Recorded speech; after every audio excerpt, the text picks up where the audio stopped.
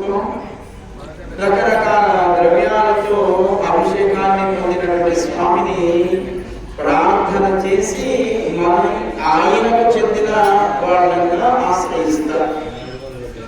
అలా ఉండే ఆ స్వామి యొక్క స్థితిని ఒకనాడు పరాశర భట్టర్ అనేటువంటి మహనీయుడు శ్రీరంగంలో జరిగినటువంటి అభిషేక ఉత్సవాల్లో స్వామిని అలాంటి రూపంలో చూసి ఆ మానవుడికి నువ్వు ఎంత ఉదాహరణైనా నీకు నీవు చెంది ఉండుట అనే దాన్ని నిరూపించడం కోసం కదా ఇలా నిలబడి ఉన్నావు అని ప్రార్థన చేస్తారు.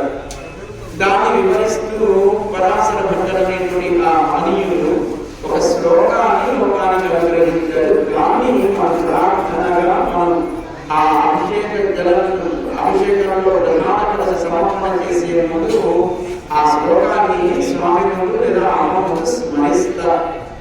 ఏంటంటే ఆ శ్లోకం దాని అర్థమేమి అంటే ఒకానొక సమయంలో భగవంతుడికి జీవుడికి ఒక వాదం ఏర్పడింది.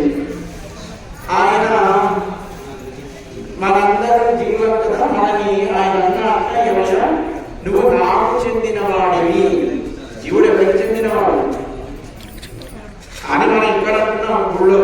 అది బయటికి పోతే ఎవరు మా అమ్మ పేరుది, మా నాన్న పేరుది, నా పేరుది, నా పరిచయం ఇది, నా గొప్పతనం ఇది అని మనకు ఉండేటువంటి గొప్పతనాన్ని దాన్ని ఆవిష్కరిస్తాం. కానీ మన నిజానికి జీవుడు ఉండే లక్షణం ఏంటి అంటే అనన్యాశేషంతో, అనన్య శరణంతో, అనన్య భోగ్యత్వము ఉండాలి లక్షణాలు. ఆయనే మనకు సర్వవిధ యజమాని, ఆయనే ఆయన పొందుటకు ఉపాయము, ఆయన ఆనందమే జీవుడికి ఆనందము. ఇది మనకున్న లక్షణం. కానీ ఇప్పటిదాకా కూర్చున్న అబ్బాయి ఇది అయిపోయిన తర్వాత మన ప్రసాదం పెడతాను, చక్కగా రుచికరమైన ప్రసాదం పెడతాను కనుక మరి అభిషేకంలో కూర్చోడానికి ముందు కూర్చున్న వాళ్ళంతా కూడా నేను అభిషేకం చేసుకుంటాను, నేను అభిషేకం చేసుకుంటాను అని పోతున్నామని చెప్పారు. ఎందుకోసం అంటే అభిషేకం చేసుకుంటే ఏదో ఫలం లభిస్తుంది అని. అభిషేకం చేయుట బల ప్రయోజనమా ఆయనకి ఆనందాన్ని లేదా అమ్మకి ఆనందాన్ని కలిగించడం కోసం? కానీ మనం ఏం చేస్తున్నాం? అదేదో మనకి మనకు మా గోత్రం చెప్పండి, మా నామం చెప్పండి, మా ఊరిలో బాగుండాలి, మా ఊరంతా బాగుండాలి, మేమంతా బాగుండాలి అని అలానే ఆశిస్తున్నామా లేదా? కానీ భగవదానందమే జీవుడికి లక్షణమై ఉండాలి. భోగ్యము ఆయనది తప్ప మనది కాదు. భోక్తృత్వము కర్తృత్వము అన్ని ఆయనవే. చేసినా చేయించుకున్నా ఆయన ఆనందం కోసమే, మన కోసం కాదనే భావన జీవుడికి ఉండాలి. ఉన్నట్టుగా అనిపిస్తుంది కానీ ఉందో లేదో మనకు తెలుసు, మన మనస్సాక్షికి తెలుసు. కనుక భగవంతుడు అన్నాడయ్యా నువ్వు నాకు చెందిన వాడివయ్యా అంటే మరి మనం కదా, ఆ జీవుడు అంటే మనమే కదా.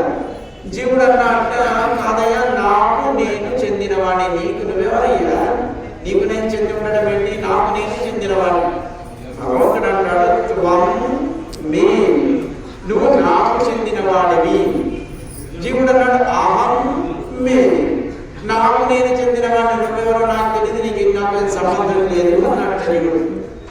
భగవంతుడు అన్నాడు ఏమయ్యా నువ్వు నాకు చెందినవాడిని నేను చెప్తున్నాను, నాకు నేనే చెందినవాడిని నువ్వు చెప్తున్నావు కదా, ఇది ఎలా కుదురుతుందయ్యా అడిగాడు భగవంతుడు. అంటే జీవుడు అన్నట్టే ప్రమాణం ఉందా అంటే ఏదో ప్రమాణం చూపించాలా వద్దా? భగవంతుడు చెప్పాడు వేదం మూలం ప్రమాణం ఇదం వేదం మూల ప్రమాణాలు. ఇలాగే చెప్పడానికి కారణం వేదమే పరమ ప్రమాణమయ్యా. జీవుడు ప్రకృతి భగవంతుడికి చెంది ఉండుట అనేటువంటి ఒక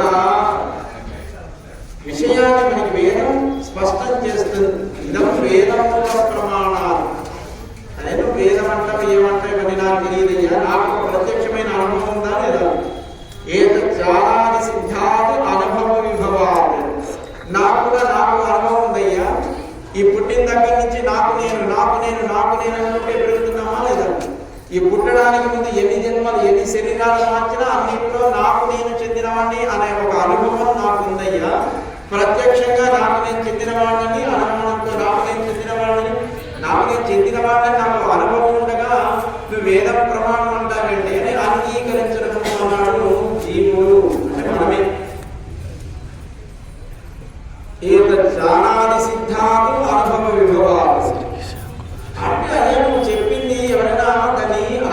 అంగీకరించాలి. ఆ భక్తుడు చెప్పాడు దాన్ని సాక్షులోచకేవా, దాన్ని ఎవరైనా అంగీకరించాలి.